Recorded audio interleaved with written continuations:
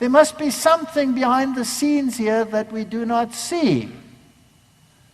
So I start researching. After all, they tricked me into believing their lies. Maybe they're lying to everyone. And I find all these things. And I find the secret this and the secret that. And I have access to some books that nobody else had access to. Through my father-in-law, when he died, I got a lot of books. But I'll tell you a little story. Before he died, he knew he was dying. And he was weak. And he had all these books, and he had to take them back to the esoteric societies before his death. But he wasn't capable of carrying them, and he was stressing about it. So he asked me whether I would help him just take books to a certain place. And there were heavy boxes of books. So I asked my son to come and help me. I didn't know where we were going. And he didn't tell me, so we took all these boxes of books, and we went to a place called the Sun Temple. And when we walked into the Sun Temple, I said, ooh, we're in an esoteric temple. And this was the place where the channel of Africa lived. Every continent has a channel. And that channel receives information from the boss. Thanks. And that information is disseminated to the rest of the world. And as I walked in there, it was in a triangular shape. It had a purple carpet and it had a pulpit. And the pulpit said, Age of Aquarius. And there were speakers from the top, and there were fantastic tables all around, and really posh. And we brought the books there, and my father-in-law thought, well, bring them in and we'll go out. And then this channel was chatting to my father-in-law. My father-in-law was a bit uncomfortable and embarrassed, and I still said to my son, pray, we're on the devil's ground. And then the channel of Africa came to me and said to me, are you the son-in-law? And I said, yes. And he assumed I was an insider. And so he started showing off. And he said, come, let me show you around. And I said, okay. And we went, and I played along, and he showed me his library, and then he showed me letters written to presidents and prime ministers of countries with answers from them about esoteric information and how it should be implemented in government and all of these links. And I was getting all the info I wanted. And as we left there, my father-in-law said something I won't repeat, and then he said, you milked him. And yes, I did milk him. So this is not a conjecture. This is not a conjecture. And anyway, while I was... am I talking too much here? All right, so behind the scenes, channels were communicating. He also showed me who attends his meetings. High government officials, high sports officials, and high medical officials. The highest of them all. Those were all the ones that were involved that would come to the seance meeting to receive channeled information as to what had to happen in every single one of those fields. This is first-hand information. I didn't look for it. It came my way. All right? When once I was in a hurry, and he was very sick, and I ran into his house once, and the stepmother was there, and I ran in there without prayer. Now before I had no problem, access to all of this, I was part of that world, but I was now a Seventh-day Adventist. And I went into that house, not thinking, being busy. You know, we're always busy, and I didn't pray. And I thought, I've been in that house many times with them. They used to be on the same wavelength as I. I went into that house. She was in her room in audience, so she couldn't come out immediately, and I went in without praying.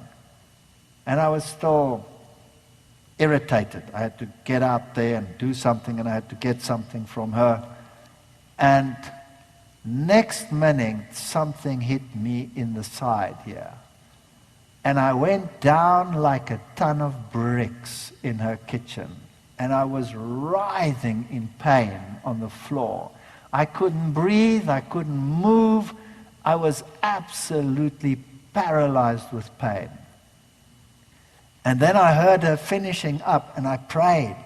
I said, God, please forgive me. I went in here without praying. That's presumption.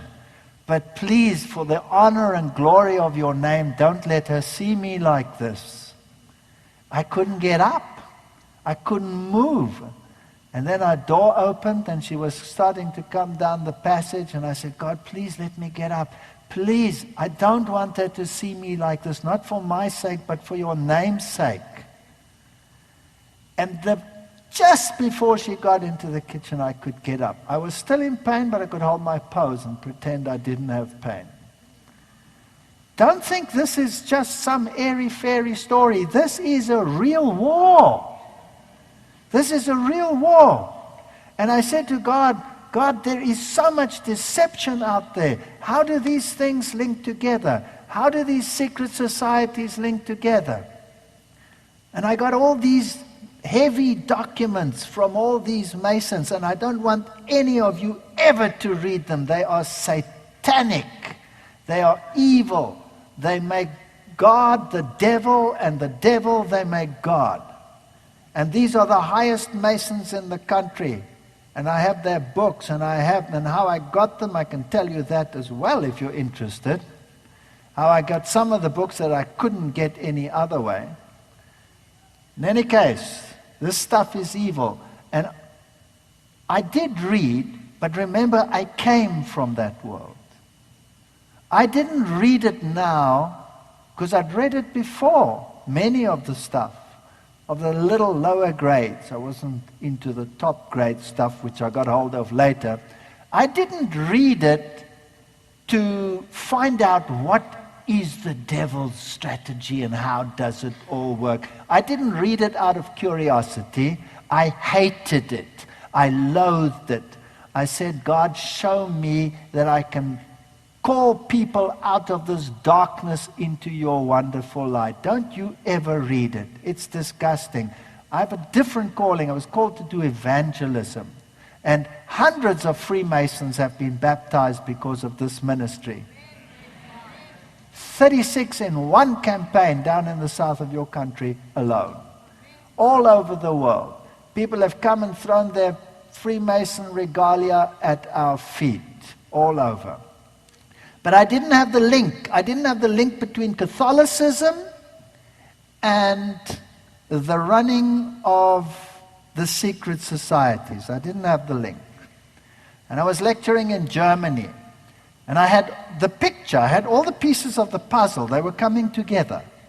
And I had this piece and that piece and that piece. And I knew they had to link somewhere. And I said so in the lecture. They have to link. This is my early lectures. But I didn't have the links. And that night, everybody walks out of the hall, and I'm the last one. I'm always the last one out. People ask questions, and in those days, you still had to pack slides away. It wasn't like today. You close your computer, you put it in your bag, you're out of there. No. You give 2 lectures, you have the hundreds of slides to resort back into their place. And I was walking outside, and the others had been packing the van and were getting ready. The equipment was gone, and I walked down the passage. And as I walked down this passage, a hand grabbed me and pulled me into a closet. I thought, that's it, I'm dead. And the voice said to me, if you turn around and you see me, then you will die. And he said, what you said tonight is very dangerous, but what you said is true, but you don't have the proof. I have it. I'll give it to you, but if you see my face, you die. And then he said, tomorrow or the day after, I will contact you again, but you may not see me.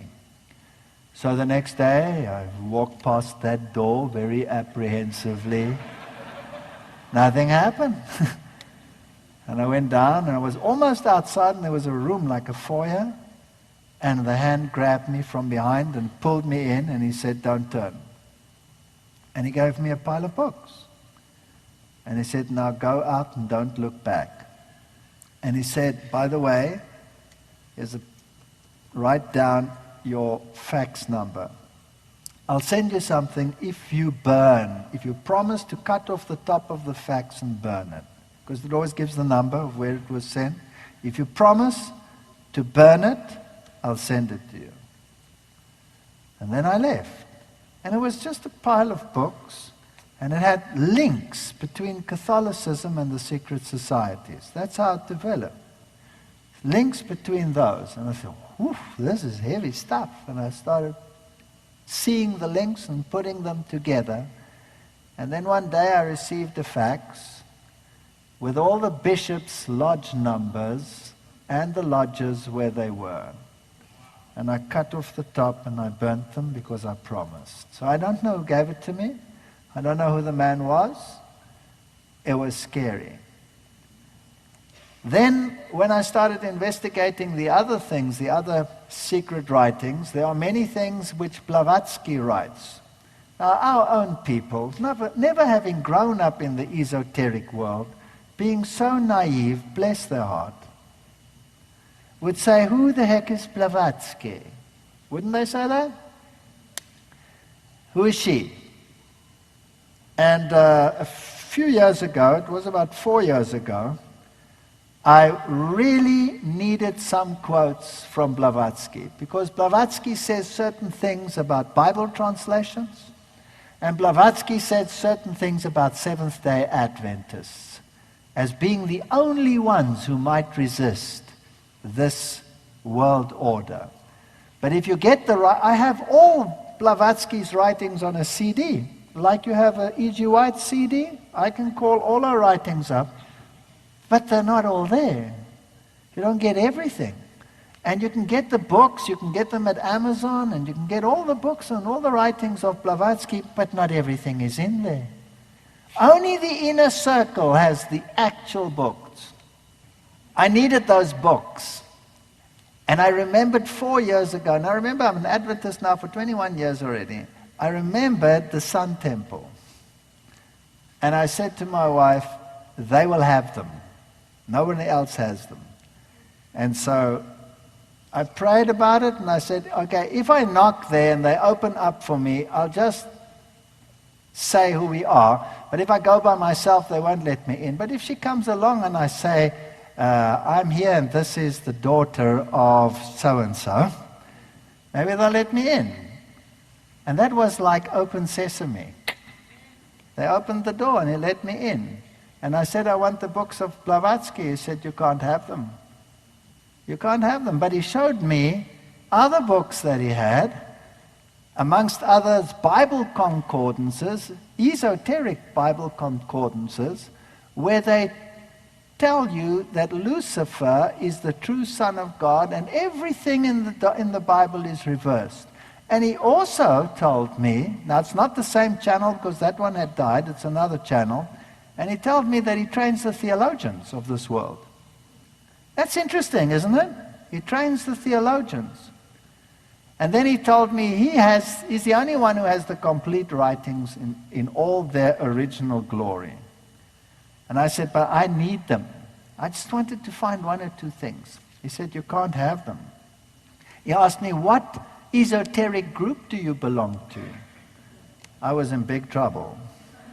I said, I don't belong to any. I only know what my father-in-law taught me. And so we chatted, and then finally I was about to leave, and then he said, I actually do have another copy, but you won't be able to use it because it's in a foreign language. And he went down and he fetched it, and he said, it's in German.